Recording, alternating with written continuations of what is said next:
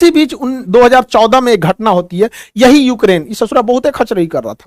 तो यूक्रेन जो था वो कह रहा था कि हम रसिया के प्रभाव से मुक्त होना चाहते हैं और यूरोपीय यूनियन का सदस्य बनना चाहते हैं, ताकि वो इस पूरे देशों में अपना सामान बेच सके, यहां से ज्यादा कनेक्टिविटी हो सके।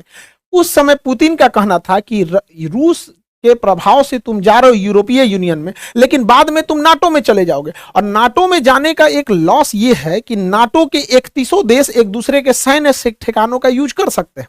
अब देखिए, नाटो में जो है 31 देश है, उसमें अमेरिका भी है। अगर यूक्रेन नाटो में चला जाता है तो नाटो सेना के संविधान के अनुच्छेद 5 के तहत कोई भी देश एक दूसरे के सैन्य संगठनों का यूज कर सकता है।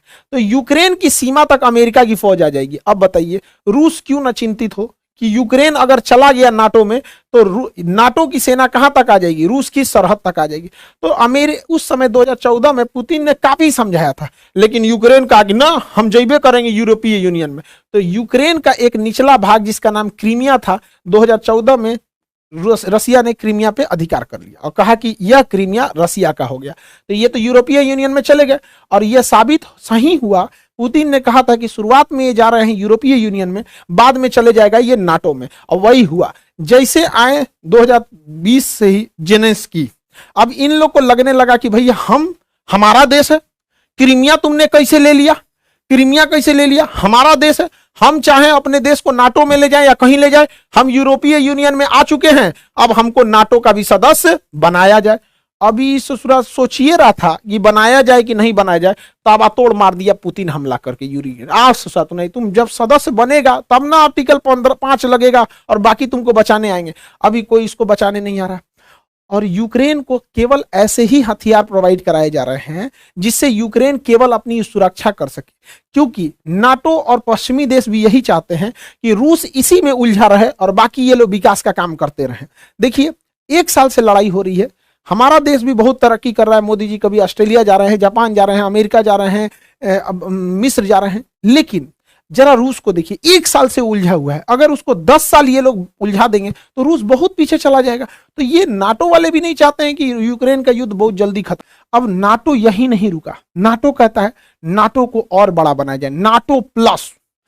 क्या बनाया जाए? नाटो प्लस, मतलब नाटो में और को जोड़ा जाए, नाटो प्लस। नाटो में पहले प्लस में कौन कौन शामिल है? पहले से इजराइल शामिल है, साउथ कोरिया शामिल है, जापान शामिल है, ऑस्ट्रेलिया और न्यूजीलैंड शामिल है, यानी पहले से ही 5 गो देश शामिल है। अब उसका कहना है नाटो प्लस में भारत को भी शामिल किया जाए, भारत को भी शामिल किया जाए।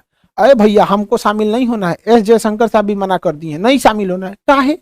क्योंकि नाटो के 14 गो आर्टिकल में से 5वां आर्टिकल कहता है कि अगर इन नाटो के 31 देश में से, नाटो के 31 देश में से किसी पे हमला होगा तो बाकी सब मारने चलेगा।